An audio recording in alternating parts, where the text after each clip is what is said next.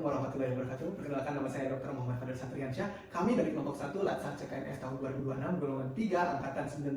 Saat ini kami akan memvisualisasikan satu tokoh yang menurut kami sangat ideal untuk dijadikan role model untuk kehidupan ber-ASN kami. Kami sepakat memilih Baharudin Yusuf Habibie. Baharudin Yusuf Habibie adalah presiden ketiga Indonesia, seorang insinyur penerbangan jenius yang meraih gelar doktor di Jerman.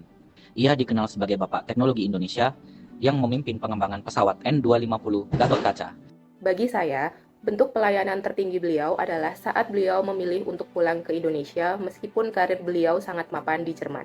Hal ini membuktikan bahwa orientasi utama beliau bukan hanya dari materi, melainkan keinginan untuk melayani bangsa dengan ilmu yang dimilikinya. Pak Habibie menunjukkan nilai pelayanan dengan mengesahkan undang-undang pers. Beliau paham bahwa masyarakat butuh informasi transparan. Melayani rakyat berarti memberikan hak mereka untuk tahu dan bersuara tanpa rasa takut. Dalam teknis penerbangan, Dr. B.J. Habibie, beliau menemukan Craig Progression Theory. Ini adalah aktualisasi nilai berorientasi pelayanan dalam bentuk keselamatan publik, memastikan masyarakat dunia bisa terbang dengan aman melalui inovasi teknis.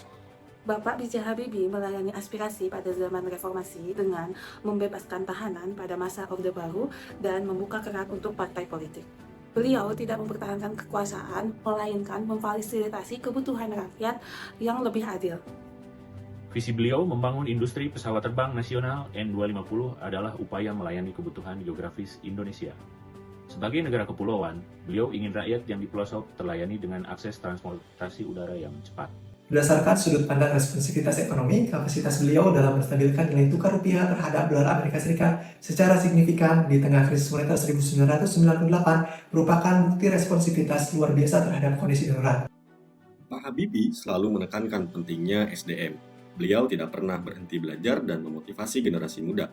Bagi beliau, pelayanan publik terbaik adalah menyiapkan masa depan bangsa melalui pendidikan dan teknologi. Beliau memperkenalkan otonomi daerah melalui Undang-Undang Nomor 22 Tahun 1999. Ini adalah langkah berani untuk mendekatkan pelayanan publik kepada rakyat di daerah, agar urusan masyarakat tidak lagi terhambat oleh birokrasi pusat yang jauh. Pada masa pemerintahannya, lahirlah Undang-Undang Perlindungan Konsumen dan juga Undang-Undang Larangan Monopoli. Hal ini menunjukkan bahwa beliau sangat memperhatikan hak-hak masyarakat kecil agar tidak dieksploitasi oleh kekuatan ekonomi besar.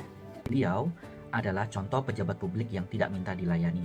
Beliau sangat santun dan menghargai siapapun yang menjadi lawan bicaranya.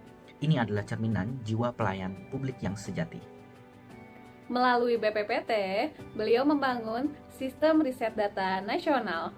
Beliau percaya bahwa pelayanan publik harus berbasis data dan ilmu pengetahuan agar solusi yang diberikan kepada masyarakat benar-benar efektif dan efisien. Meskipun beliau menerima penolakan untuk laporan pertanggungjawabannya, keikhlasan beliau harus kita teladani. Beliau lebih mementingkan stabilitas negara daripada ego pribadi. Melayani rakyat berarti tahu kapan harus maju dan kapan harus memberi jalan untuk kepentingan yang lebih besar. B.J. Habibie adalah inspirasi bagi setiap ASN bahwa berorientasi pelayanan bukan hanya soal keramahan di loket, tetapi tentang bagaimana ilmu, kebijakan, dan integritas digunakan sepenuhnya untuk meningkatkan kesejahteraan hidup rakyat banyak. Semoga kita semua dapat meneladani semangat dan ketulusan beliau dalam hal berorientasi pelayanan untuk bangsa dan negara. Terima kasih telah menonton video kelompok kami. Sampai jumpa di video-video selanjutnya.